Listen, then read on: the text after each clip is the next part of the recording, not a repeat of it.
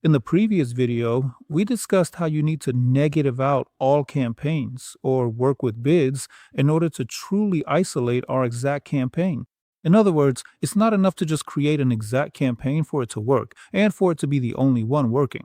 For this particular keyword, we need to do a lot of prep work with many of our other campaigns that might overlap. Now, let's take a look at how this overlap affects things and what consequences it leads to. For example, we've created a product targeting campaign for our competitors' ASIN. Previously, Amazon would only show our ads at the top or in the rest of the placements after a potential customer had visited our competitor's ASIN, the one we're targeting. And then, when they left the competitor's listing, Amazon would keep following them with our ads for any relevance or Amazon deemed relevant keywords. But now, Amazon just shows our campaigns directly. If those campaigns have higher bids, they win the auction. And instead of our exact campaign for garlic press, our ASIN targeting campaign will be shown. Naturally, if we open this campaign in the search term report, we'll see only a single search term, the ASIN we're advertising on, and we won't see any keywords like garlic press or any related keywords that triggered impressions.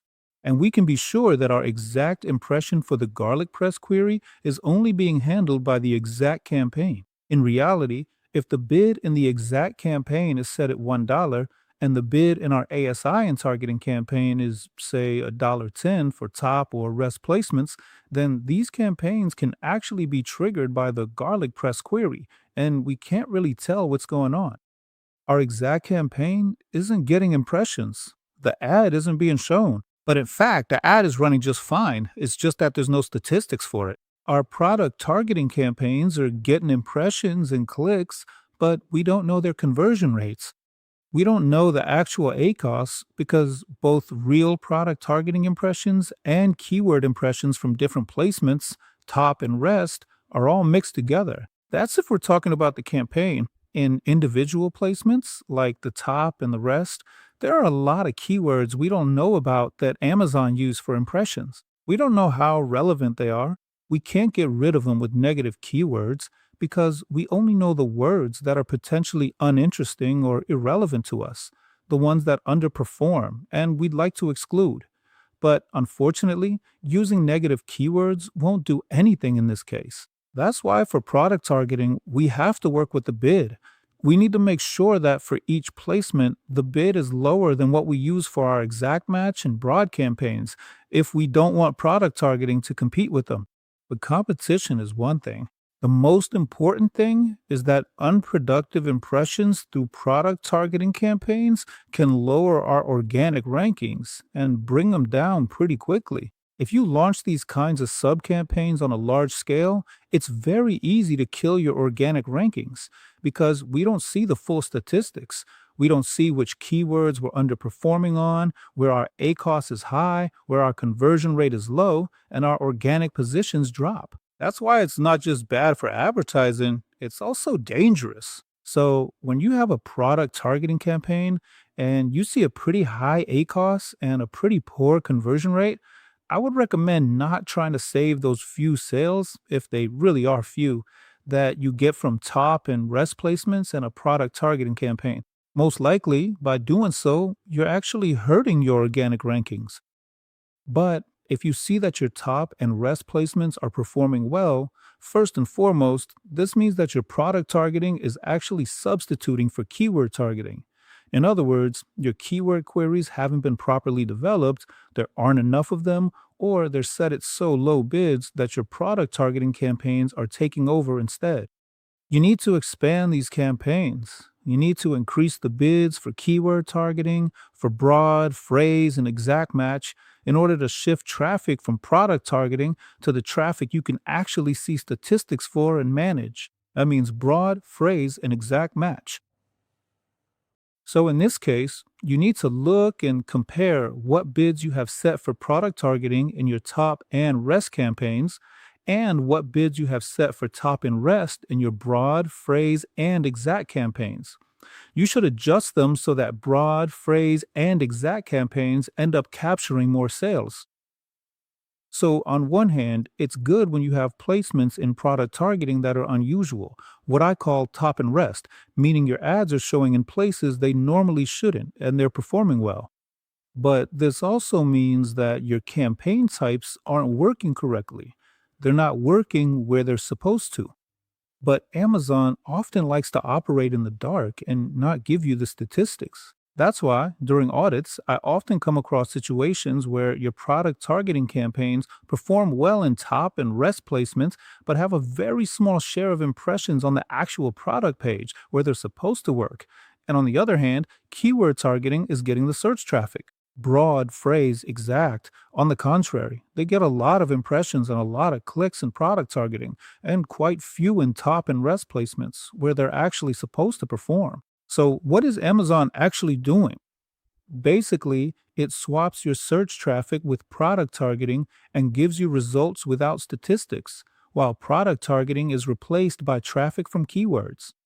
And in this case, once again, you end up getting traffic and sales without any statistics. So Amazon swaps the targeting and you get both types without any statistics. You can't exclude, manage, or scale them. In other words, the biggest problem with irrelevant traffic and incorrect non target placements is that your ability to manage them is extremely limited. You can't optimize them, you can't scale them, and any changes you make could break everything and cause sales to stop at any moment.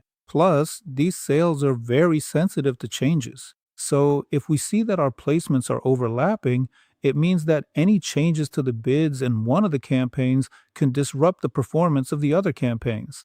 And this is also quite a fragile system. Basically, you can't touch anything without breaking your ads or causing them to stop working. I think many people have faced a situation where seemingly minor changes that shouldn't affect other campaigns still end up interfering with them. Something you didn't expect before making those changes. And it seems unclear why it happened. In reality, you need to understand that campaigns are very closely intertwined, and you have to work with them while keeping in mind how changes in one campaign will affect your other campaigns. That's why product targeting is the part of advertising that you need to review carefully.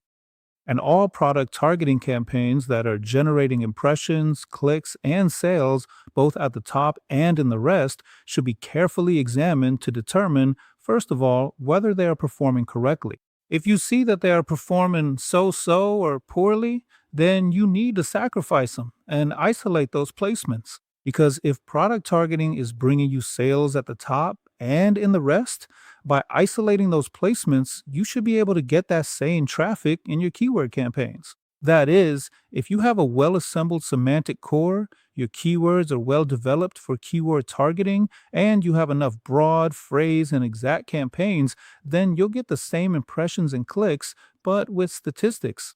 Of course, this won't happen in just one day, with one round of negative keywords, or with a single isolation because Amazon strongly resists when you try to make changes that bring traffic out of the shadows, from the invisible part to the visible.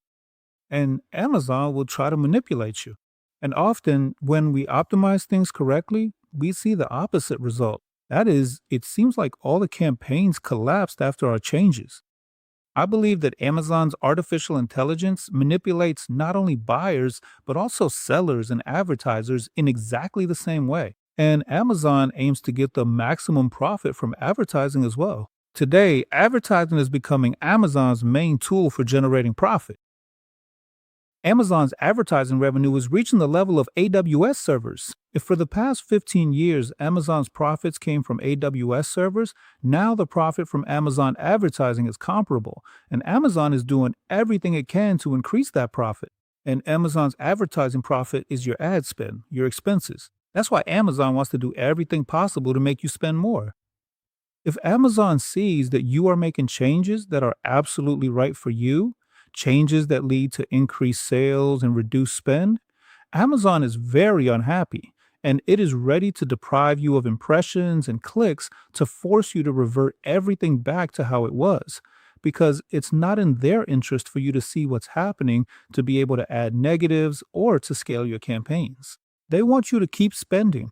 That's why all these reductions need to be combined with actions like creating new campaigns, new campaign types, and increasing your spend so that your expenses don't go down. Only in this case will you be able to move on to optimization.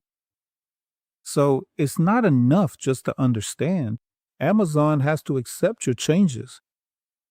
Sometimes it takes 3, 5, or even 7 days of patience, but if you're sure you did everything right, your ads will eventually start working properly after the changes. But Amazon can completely cut off your traffic. If you're not interesting enough to Amazon as an advertiser, your ads really will stop working, and you'll have to either work under the conditions Amazon gives you, gradually rolling things back, or find some kind of compromise solutions. We'll talk about those during campaign optimization.